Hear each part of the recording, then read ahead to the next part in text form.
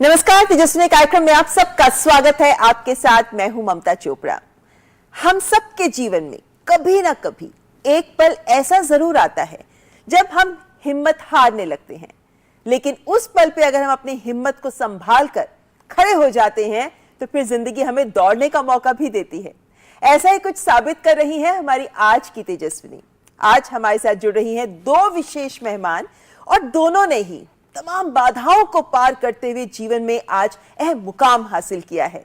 आज हमारे साथ जुड़ रही हैं मिस व्हीलचेयर वर्ल्ड रह चुकी dental surgeon doctor Rajalakshmi SJ, और साथ ही हमारे साथ स्टूडियो में मौजूद हैं डॉक्टर अंजलि अग्रवाल, जो एक्सेसिबिलिटी पर काम करती हैं, नीति आयोग के साथ मिलकर काम करती हैं, यूनाइटेड नेशंस के साथ काम कर रही हैं और साथ ही एक्सेसिबिलिटी को लेकर एक मिशन मोड पर समर्थन नामक एक एनजीओ भी चला रही हैं जो एक्सेसिबिलिटी पर ही काम करता है। तो सबसे पहले आपको बताते हैं क्या कुछ खास है हमारी आज की तेजस्विनी युग में।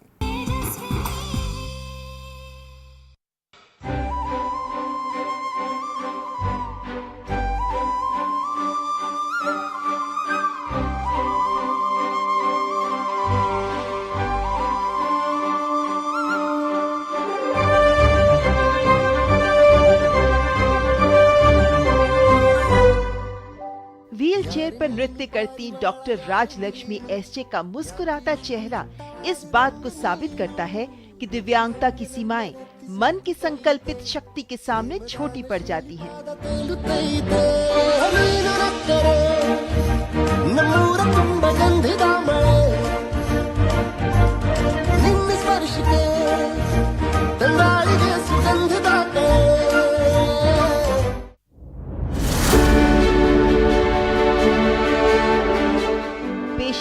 डेंटल सर्जन डॉक्टर राजलक्ष्मी का 21 साल की उम्र में एक्सीडेंट हुआ।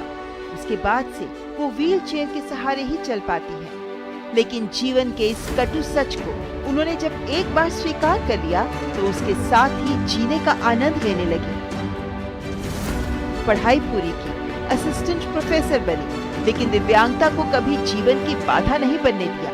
यही कारण है कि 2017 में मिस व्हीलचेयर वर्ल्ड पॉपुलैरिटी का खिताब जीता और स्वयं मिस व्हीलचेयर इंडिया कॉन्टेस्ट का आयोजन करती है। फैशन शो में व्हीलचेयर पर रैंप वॉक करती है। घूमने का शौक है तो दुनिया के कई देश घूम चुकी है। स्वयं ही गाड़ी चलाकर देश के कितने ही शहरों की सैर कर चुकी है। समाज के जरूरतमंद, दिव्यांगजन और वंचित लोगों की भलाई के लिए शुरू की एसजे फाउंडेशन विशेष रूप से सक्षम लोगों के लिए शिक्षा का अधिकार और अब रोजगार के अधिकार के लिए आवाज बुलंद कर रही है। अन्य महिलाओं के लिए प्रेरणा बनी डॉक्टर राजलक्ष्मी एसजे की कहानी देश के अन्य प्रसिद्ध शख्सियतों के साथ पुस्तक being you against all odds में प्रकाशित भी हुई है।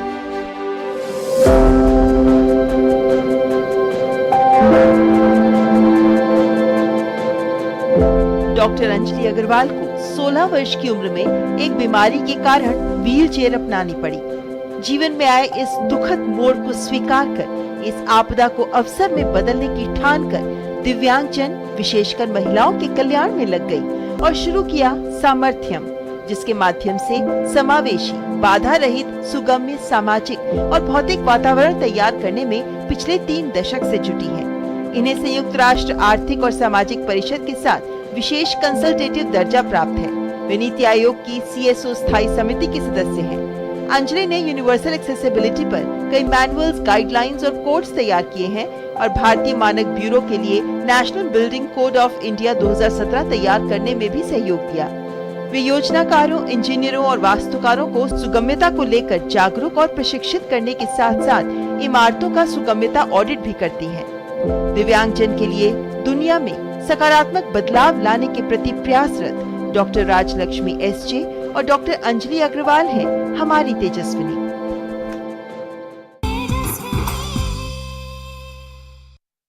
तो करते हैं मुलाकात हमारी इन विशेष तेजस्विनियों से। हमारे साथ स्टूडियो में मौजूद हैं डॉक्टर अंजलि अग्रवाल। डॉक्टर अग्रवाल, बहुत बहुत स्वागत आपका। धन्यवाद। आपके जब हम प्रोफाइल देखते हैं तो इतना कुछ है कि अगर मैं पढ़ना शुरू करूं तो मुझे भी 5-6 मिनट लग जाएंगे बोलते हुए। लेकिन आप दिव्यांगजन के अधिकारों के लिए काम करती हैं, आप सुगम्यता एक्सेसिबिलिटी पे काम करती हैं, नीतिगत स्तर पर सरकार के साथ काम कर रही हैं, नीति आयोग के साथ CSO स्टैंडिंग कमेटी के सदस्य हैं, जो टास्क फोर्स महिलाओं पर खास तौर पर फोकस करता है मोबिलिटी को लेकर, आप उसके भी सदस्य हैं, इत्यादि बहुत स्तर पर आप काम कर रही हैं। मेरा पहला सवाल आपसे, क्या मिशन है आपका? सुगम्य भारत और सुगम्य पूरा विश्व। लेकिन जब हम सुगम्य भारत की बात करते हैं, इसको लेकर यह कहा जा रहा है क्योंकि छोटा काम नहीं है, मतलब इतने दशकों से जिस काम को ना किया गया हो, अब उस काम को आगे बढ़ाया जा रहा है। आप तो नीतिगत स्तर पर भी काम करती हैं और जमीन पर भी लोगों के बीच जाती हैं, आप ऑडिट्स करती हैं सड़कों के, बिल्डिंग्स के इत्यादि, कि वो कितने एक्सेसिबल हैं। तस्वीर कितनी बदल पा रही हैं आप? काफी चेंज आया है, क्योंकि जब हम लोगों ने शुरुआत की थी 1993 में, तब देखा था कि सुगम्यता को लोग लग्जरी मानते थे, लेकिन अब सुगम्यता को अधिकार मानते हैं। तो उसकी वजह से एक मास अवेयरनेस आई है और जागरूकता बढ़ने के साथ साथ ये भी हुआ है कि इम्प्लीमेंटेशन शुरू हुआ है। सुगम्य भारत अभियान, जो कि हमारा एक भारतवर्ष का फ्लैगशिप कैंपेन है, उसकी वजह से इम्प्लीमेंटेशन काफी शुरू हो गया है। यानी आपको लगता है फर्क पड़ रहा है ना? काफी। जी।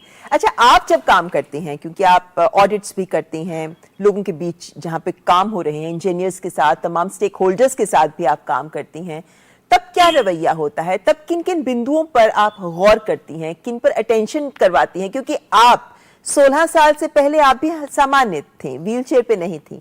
16 साल के बाद आपने दोनों तरह की जिंदगी का अनुभव किया है, तो जाहिर है कि बहुत दिल से महसूस करके दिल से काम कर रही हैं आप। जी बिल्कुल।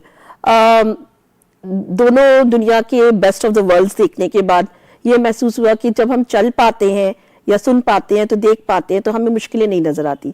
पर जैसे ही आप दिव्यांगता की तरफ जाते हैं, चलने में दिक्कत, सुनने में, बोलने में दिक्कत, या कोई भी काम स्वयं कर पाने में अगर दिक्कत होती है, तो लगता है कि किसी के ऊपर आश्रित हो गए। उस समय ये जरूरत होती है कि हम अपने वातावरण को देखें, भवनों को देखें, सड़कों को देखें, यातायात के साधनों को देखें, और इंफॉर्मेशन कम्युनिकेशन टेक्नोलॉजी जो हम यूज कर रहे हैं, इवन एक सिंपल मोबाइल फोन जैसी चीज, कि उसको कैसे सुगम्य बनाया जा सकता है। 21 तरह की दिव्यांगता है जो कि हमारे भारत के कानून में डाली गई है। हर तरह के व्यक्ति को सुगम्यता किस तरह से दी जाए कि वो स्वतंत्र रहे, सुरक्षित रहे, और सबसे ज्यादा जरूरी है कि सम्मानता के साथ जिंदगी जी पाए। तो ऑडिट्स में हम ये देखते हैं कि रैंप और टॉयलेट्स के अलावा कि टेक्टाइल पेवर्स है कि नहीं है, साइनेज किस तरह से लगे हुए हैं, किस तरह से अगर बच्चों को देख रहे हैं तो वो सेफ है कि नहीं, चाइल्ड फ्रेंडली डिजाइन है कि नहीं, और वैसे अगर हम बुजुर्गों को देखने लगे तो सीनियर सिटीजन्स के लिए क्या क्या प्रावधान है। तो जब दिमाग चल रहा होता है ऑडिट्स के टाइम में, तो एक पूरा लाइफ साइकिल कवर होता है, बच्चों से लेकर बुजुर्ग अवस्था तक, और जेंडर इक्वालिटी पे फोकस करते हैं।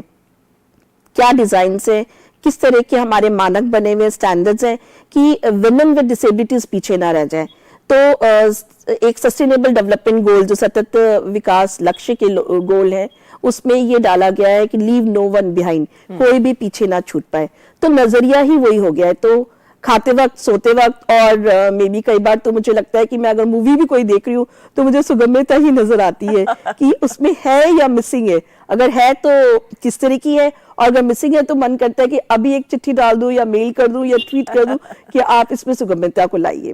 तो हर समय दिमाग में यही चलता रहता है। आप जब यूनाइटेड नेशंस की संस्थाओं के साथ भी काम करती हैं, तो आई एम श्योर जो दुनिया भर में बेस्ट प्रैक्टिसेस यूज की जाती हैं सुगम्यता को लेकर, वो भी आप उनसे भी रूबरू होती होंगी। बिल्कुल। तो ऐसी क्या चीजें हैं जो मोटिवेट भी करती हैं कि इनको हम अपने देश में इम्प्लीमेंट करें? मैं सबसे पहले एग्जांपल लेना चाहूंगी जापान का, जहां मैं कुछ टाइम तक रही, और एज अ डेवलपिंग कंट्री उन्होंने जो सुगम्यता पे जो मानक लगाए हैं, या जिनको इम्प्लीमेंटेशन हमने देखा कि वाकई में हुआ है जमीनी स्तर पे, वो तस्वीरें और वो मैं स्टैंडर्ड्स लेके आई इंडिया, और वो मैंने दिखाए, और मैंने कहा ऐसा होना चाहिए हमारा देश। अच्छा। और हम किसी भी चीज को कॉपी पेस्ट नहीं कर सकते, हमें अपने देश के हिसाब से, हमारे लोगों के हिसाब से नई चीजें बनानी है, सुगम्य बनानी है, पर अपने तरीके से। कई बार फंड्स की बात होती है, कई बार लोकली अवेलेबल मटेरियल की बात होती है, इन सब चीजों को भी ध्यान में रखा जाता है। एम्बियंस है, हमारे कल्चर है, हमारी संस्कृति है, उसको भी हम नहीं भूल सकते। बिल्कुल। तो जैसे मैं छोटी छोटी एग्जांपल्स दूंगी तो दिल्ली मेट्रो में हम लोगों ने सुगमता का काम किया, और दिल्ली हाट जो INA मार्केट में है दिल्ली में, उसके ऊपर काम किया। उसके बाद रेप्लिकेशन पूरे देश में हुआ। तो जितनी भी मेट्रोज बनी है देश में वो पूरी तरह सुगम्य है। मेट्रो तक पहुंचने का रास्ता सुगम्य बनाने की फिर सेकंड फेज आया। तो इंडियन रोड्स कांग्रेस के साथ हम लोग बहुत सारे रोड्स के स्टैंडर्ड्स बना रहे हैं, और वो हम ये भी कोशिश करते हैं कि ट्रेनिंग करें। तो मेरी तरफ से पहला ये रहता है कि कैपेसिटी बिल्डिंग हो, लोगों को पता चले क्यों करना चाहिए, कैसे करना चाहिए, और उसके बाद फिर वो इम्प्लीमेंटेशन हो। तो फिर गैप्स नहीं मिलते हैं, और हम फिर पूरी तरह से जैसे कहते हैं 100% सुगम्यता जो हमें चाहिए वो मिल जाती है। इसी लक्ष्य के साथ आप काम कर रही हैं। ये तो हुई बात आपके काम की। अब आपके बारे में बात करना चाहें तो जब आपका 16 साल की उम्र में आप एक स्टेज से गुजरी और उसके बाद आपको व्हील चेयर अपनानी पड़ी, वो स्टेज क्या थी? क्योंकि वही वक्त होता है जब वो हिम्मत लानी पड़ती है कि हम अपने पैर पे खड़े हो सकते हैं, आत्मनिर्भर हो सकते हैं। आई थिंक इसका श्रेय मैं अपने पेरेंट्स को दूंगी, मेरे फादर और मदर को, जिन्होंने मुझे कभी भी पीछे मुड़ के देखने नहीं दिया। उन्होंने ये कहा कि मैं एक भरतनाट्यम डांसर रह चुकी हूँ। तो फर्स्ट स्टेज जो थी वो मेरी मदर मुझे हमेशा कहती थी कि आप व्हीलचेयर में भी डांस कर सकते हो। तो मुझे वो हिम्मत उनसे भी मिलती रही, और फिर मुझे लगा कि जब मेरे पेरेंट्स ने एक्सेप्ट किया, मैंने अपनी डिसेबिलिटी, अपनी दिव्यांगता को एक्सेप्ट किया, तो पहला फेज ये है कि आप पहले एक्सेप्ट कर ले अपने आप को, उसके बाद चीजें इतनी मुश्किल नहीं होती। लड़ाई तब होती है जब आप उसको एक्सेप्ट नहीं करते। तो मैंने ये चीज भी सीखी कि अगर हम इकोनॉमिकली अगर हम एम्पावर्ड है तो काफी हिम्मत आती है, काफी सेल्फ कॉन्फिडेंस आता है, और लोगों का नजरिया बदलने लगता है। तो जब मैंने काम शुरू किया, और मैं डिजाइनिंग करती थी बहुत ज्यादा, और एग्जीबिशंस लगाती थी, और उसमें मुझे काफी प्रोत्साहन मिला। तो आई थिंक मुझे कभी भी ऐसा नहीं लगा कि मुझे पीछे मुड़ के देखना पड़ेगा या मुझे किसी को से इंस्पायर होना पड़ेगा। मैं अपने आप में एक रोल मॉडल बनती गई, और इस बात का मुझे गर्व है। क्योंकि आई थिंक फैमिली, फ्रेंड्स, और सबसे ज्यादा जरूरी होता है कि आपके जो आसपास की कम्युनिटी है, जो नेबर्स हैं, अगर वो आपके साथ खड़े रहें तो मुश्किल नहीं होती है। बिल्कुल ठीक कह रहे हैं आप। और आपका जो काम है, क्योंकि आपने कई बार ये बात बीच में बोली है, एक्चुअली जो दिव्यांगजन हैं उनमें भी जो महिला दिव्यांगजन हैं उन पर खास तौर पर, महिलाओं को हर जगह हम कहते हैं अपने अधिकारों के लिए लड़ना है, खड़े होना है, पर विशेषकर महिला दिव्यांगजन जो हैं, आप तो उनके साथ काफी अनुभव है आपका। क्या कुछ ऐसा है जो उनके लिए भी बदल रहा है या बदलना जरूरी है? आपने परिवार की बात की, आपके परिवार ने आपका साथ दिया, आपको लगता है बदलाव आ रहा है कि दिव्यांग महिलाएं भी हमारी, उनको भी सशक्त करके आगे बढ़े तो जरूरी है? बहुत तेजी से नहीं आ रहा ये बदलाव, क्योंकि जब दिव्यांग महिलाएं होती है, पहले तो वो महिला और फिर वो दिव्यांग, तो डबल मार्जिनलाइजेशन होता है, डबल डिस्क्रिमिनेशन होता है। फैमिलीज भी छुपाना चाहती है कि लड़की है, उसकी शादी होनी चाहिए, दूसरे घर जाना चाहिए। तो वहां थोड़ा सा रुख बदलने की जरूरत है, वहां सोच बदलने की जरूरत है, नजरिया बदलने की जरूरत है। बट एक चीज जो हमने महसूस की है कि जब हम उन महिलाओं के साथ काम करते तो उनमें एक उत्साह है, उनमें एक आगे बढ़ने की उत्तेजना है। अगर उसको हम थोड़ा सा और एम्पावरमेंट करें, एजुकेशन से, पढ़ाई से, शिक्षा से, और उसके साथ साथ अगर इकोनॉमिकली एम्पावरमेंट करें, तो फैमिली एक्सेप्टेंस भी आती है। और फैमिली एक्सेप्टेंस इस तरह भी आती है कि उनको समानता और सम्मानता दोनों, डिग्निटी और इक्वालिटी दोनों मिलनी शुरू हो जाती हैं। लेकिन डॉक्टर अंजलि अग्रवाल, आप आज जिस स्टेज पर हैं, जिस मुकाम पर हैं, मुझे लगता है बहुत सारी महिलाएं चाहेंगी कि हम भी उस मुकाम को छू सकें। ऐसा क्या है जो डॉक्टर अंजलि अग्रवाल को परिभाषित करता है? What defines you? मेरा कंपटीशन मेरे साथ, अपने साथ है। तो मैं हमेशा ये कहती हूँ कि एक अंजलि पूरे देश को बदल नहीं सकती, तो हमें सैकड़ों अंजलि चाहिए। तो जब भी मैं इन महिलाओं से मिलती हूँ तो हमेशा मैं ये कहती हूँ, मुझे याद रखना, और कुछ भी करो तो सोचना मैं कैसे करती थी, और उससे इंस्पायर होके काम करना। तो मैं हमेशा यही कहती हूँ। बहुत बढ़िया, बहुत खूब। डॉक्टर अंजलि अग्रवाल से भी हम बातचीत आगे भी करेंगे, लेकिन एक और विशेष मेहमान जो हमारे साथ जुड़ेंगी एक ब्रेक के बाद। तो बने रहिए हमारे साथ तेजस्विनी में, यहाँ पर रुकेंगे एक ब्रेक के लिए।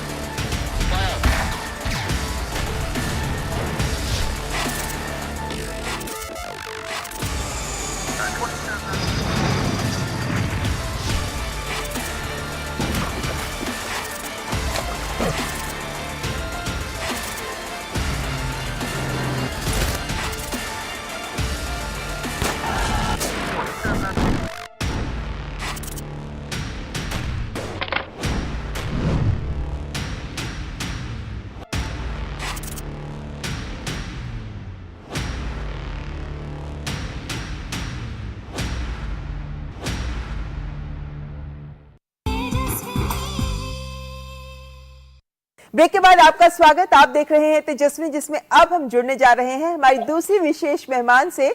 आप हैं doctor Rajalakshmi SJ, dental surgeon और मिस व्हीलचेयर वर्ल्ड पॉपुलैरिटी भी आप रह चुकी हैं। बहुत बहुत स्वागत डॉक्टर राजलक्ष्मी आपका तेजस्वी कार्यक्रम में। नमस्ते India, thank you. Doctor Rajalakshmi, आप मिस व्हीलचेयर वर्ल्ड पॉपुलैरिटी तो रह ही चुकी हैं, लेकिन अब आप ये कॉन्टेस्ट भी आयोजन करती हैं। आप फिलेंथ्रॉपी फ्री कैंप्स करती हैं, आप एडवेंचर्स के लिए जाती हैं, आप दुनिया के कितने देशों में घूम चुकी हैं, आप मॉडलिंग करती हैं, आप खुद ड्राइव करती हैं इत्यादि। एक लंबी फहरिस्त है ऐसी जो ये दिखाती है कि आप ये साबित करती हैं कि मैं किसी से कम नहीं। कहां से आती है ये हिम्मत आप में? बहुत कुछ जो हम करते हैं दूसरे लोगों से भी इंस्पायर होते हैं, लेकिन द मोस्ट इम्पोर्टेंट पर्सन जो आपको इंस्पायर करता है वो खुद है। हमको ज्यादा स्ट्रेंथ खुद से मिलती है, ये मैं मानती हूँ। हाँ, बहुत खूब। आपने जब आप डेंटल सर्जन हैं आज, और आपने डेंटिस्ट्री में टॉप किया था जब आपका एक्सीडेंट हुआ और उसके बाद आप व्हील चेयर पे आई। यही सवाल मैं आपसे भी समझना चाहूंगी कि वो समय जब आप 21 साल की थी, मात्र 21 साल, जब इतने सपने होते हैं आंखों में, उस वक्त आप जब व्हील चेयर पे आई तो वो फेज कितना मुश्किल था, कितना संघर्षपूर्ण था, कैसे आप उससे बाहर निकल पाई? मैं 21 इयर्स की थी जब मेरा एक्सीडेंट हुआ, और वो बहुत नया टाइप का जीवन था जो मुझे अडेप्ट करना सीखना पड़ा, क्योंकि अगर मैं नहीं अडेप्ट करती या एक्सेप्ट करती जो सिचुएशन था मेरा, तो मैं शायद यहीं पे रह जाती, 3 या 4 दीवारों के बीच मैं यहीं पे रह जाती। तो मुझे एक्सेप्ट करना पड़ा। और मेरा ये मानना है कि जो भी हम करते हैं लाइफ में, जो भी स्मॉल चीज हो बिग चीज हो, तो हमको पूरा 100% देना चाहिए हमारा एफर्ट्स उसमें, तो हमेशा सक्सेस मिल जाता है उसमें। डॉक्टर राजलक्ष्मी, आप डेंटल सर्जन हैं, आपने फैशन डिजाइनिंग की है, आप साइकोलॉजी में भी, वैदिक योगा में भी आपने आगे स्पेशलाइजेशन किया है, और आप जेनेटिक्स में रिसर्च कर रही हैं, असिस्टेंट प्रोफेसर हैं। इतना कुछ, इतनी बड़ी जिम्मेदारियां आप निभा रही हैं। क्या आप ये मानती हैं कि जितनी शिक्षा हो उतने ही लड़कियां आत्मनिर्भर हो सकती हैं? क्या शिक्षा जरूरी है? खास तौर पर जब हम दिव्यांग महिलाओं की बात करते हैं, तो अपना उदाहरण देकर आप क्या कहना चाहेंगी? डेफिनेटली जो वुमेन एम्पावर्ड होती है वो ज्यादा कॉन्फिडेंट होती है, और जिस तरीके से हमारा फाइनेंशियल डिपेंडेंसी कम होता जाता है, हमारा इंडिपेंडेंसी ज्यादा होता है। तो आई डेफिनेटली बिलीव कि हाँ, हमको education is a must, and self reliance is important. आप एडवेंचर्स बहुत करती हैं ना, you are very fond of travelling. और अभी कुछ समय पहले हमारे तेजस्विनी के मंच पर एक मेहमान आई थी जिन्होंने ये कहा कि वो टूरिज्म फॉर डिसेबल्ड इसको लेकर आगे बढ़ती हैं और टूरिज्म के लिए उनके पैकेजेस लेकर आती हैं इत्यादि। आप जब ट्रैवल करती हैं तब अन्य लोगों की भी क्या प्रतिक्रिया होती है और आपके मन में भी क्या सोच होती है, क्योंकि आप इतने देश घूम चुकी हैं, पूरा भारत घूम चुकी हैं? मैं एक इम्पोर्टेंट चीज बोलना चाहती हूँ कि मैंने बहुत से कंट्रीज ट्रैवल किया है, और ज्यादातर ज्यादा कंट्री एक्सेसिबल है, लेकिन फिर भी मैं ये मानती हूँ कि इंडिया स्ट्रक्चरल वाइज एक्सेसिबल नहीं है, लेकिन यहाँ पे लोग ज्यादा एक्सेसिबल है।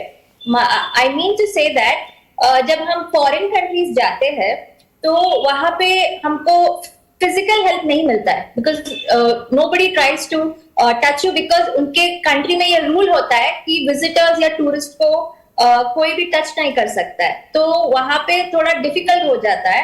लेकिन इंडिया में क्या होता है, अगर आप एक बिल्डिंग के सामने खड़े हो और वहां पे 3-4 स्टेप्स है, तो आपको किसी को बुलाना नहीं पड़ेगा, वो अपने आप आ जाएंगे लोग हेल्प करने। तो आई वुड डेफिनेटली से कि मैं इंडिया में I've been born in India and I'm very blessed to be in India actually, even though I'm disabled.